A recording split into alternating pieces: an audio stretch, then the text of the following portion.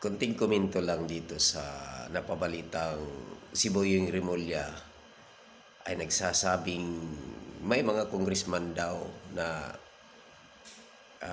lumalapit sa kanya at nagsasabing magsusuli na lang sila ng kanilang ninanakaw at manahimik na lang.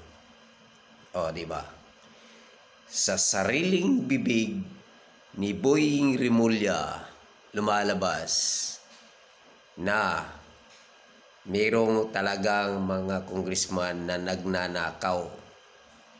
Ngayon, ayaw pang kasuhan ni Boyeng Rimulya.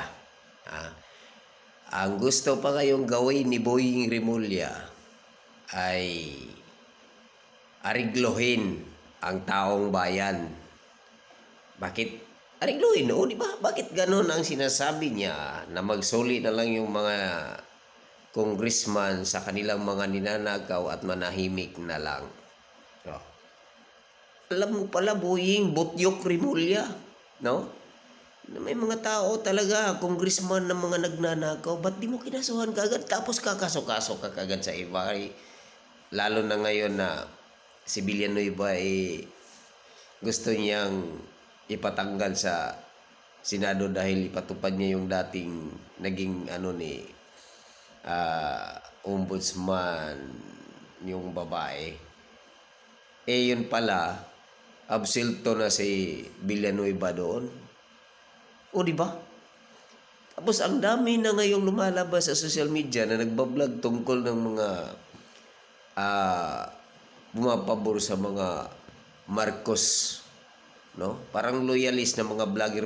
Magkano kaya mga bayad ng mga putang ng mga ito, no?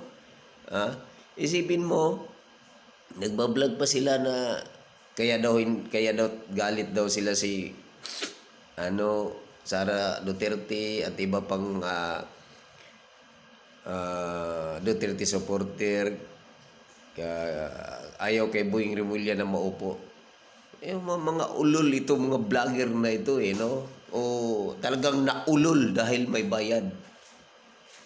So ito kasi ngayon may mga talagang ginastos na nila yung pera para pero ang tao naman itong mga nagba-vlogger, napakakapal na ng mukha ng mga ito, no? Dahil lang sa bayad, talagang sinisira nila ang mga Duterte at mga kalyado ng Duterte para hindi na ito manalo sa 2028. Gusto talaga nilang tanggalin. Dahil ito naman si Sara Duterte, sigurado ito mananalo ito 100%, no?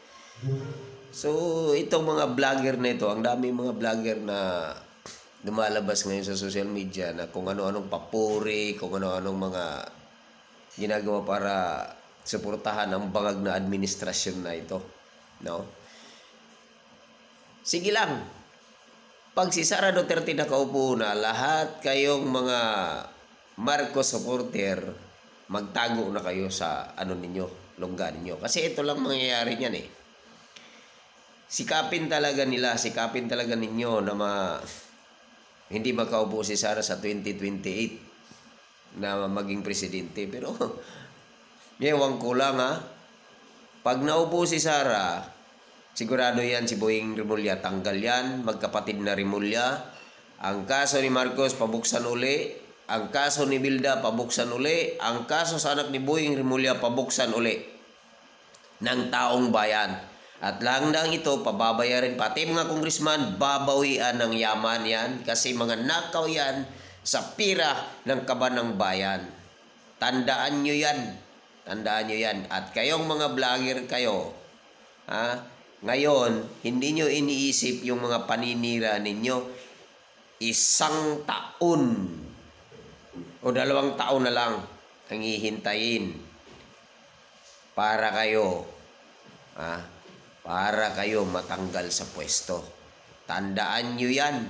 Lahat ng ginagawa ninyo ngayon, baka magtatago na kayo pagdating ng 2028.